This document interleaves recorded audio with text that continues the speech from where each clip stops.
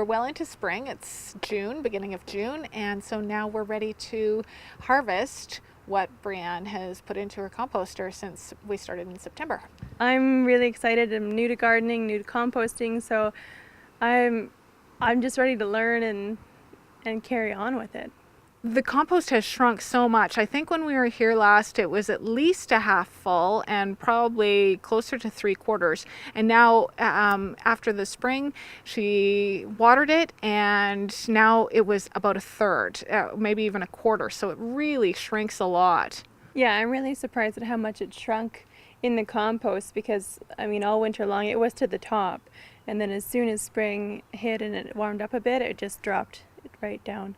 It should look and smell like dirt. It should be black and earthy. It's not dirt, but it should look like that. So we don't want to be able to recognize the parts that we put in.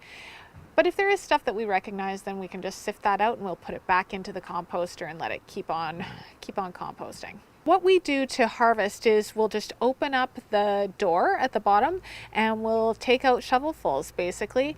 If it's really good and composted and you can't recognize anything that's in there or very little that's in there, you can just shovel it straight into the garden.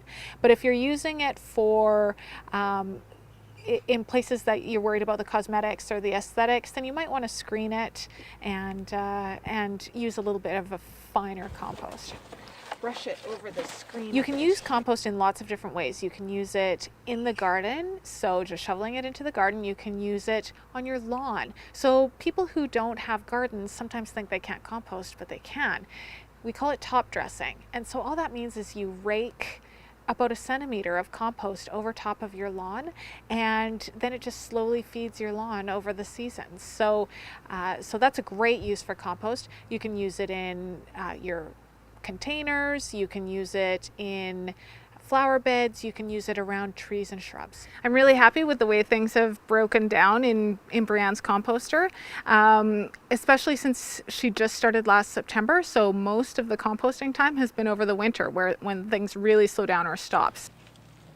She used some willow branches as her browns, and so those are going to take a long time to decompose. So we still see lots of those.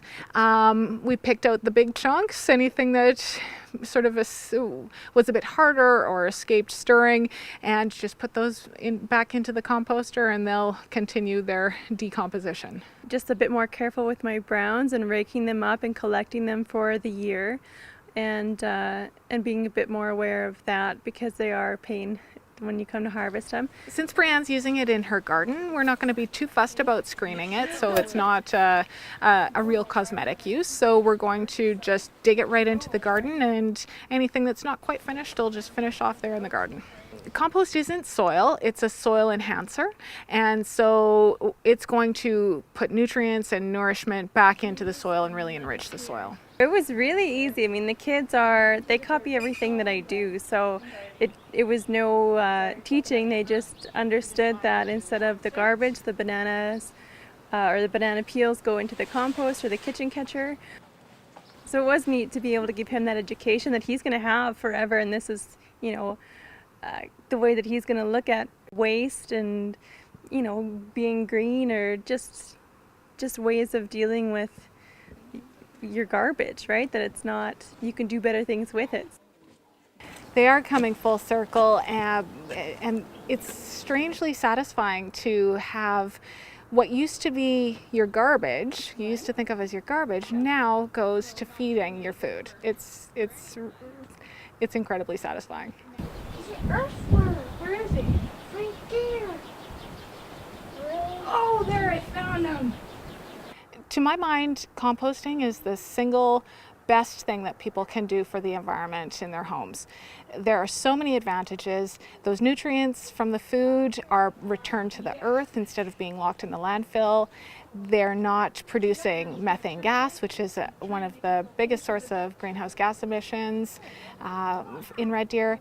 There's so many benefits and it's such an easy thing to do that it's just wonderful that Brianne and her family's taken it up.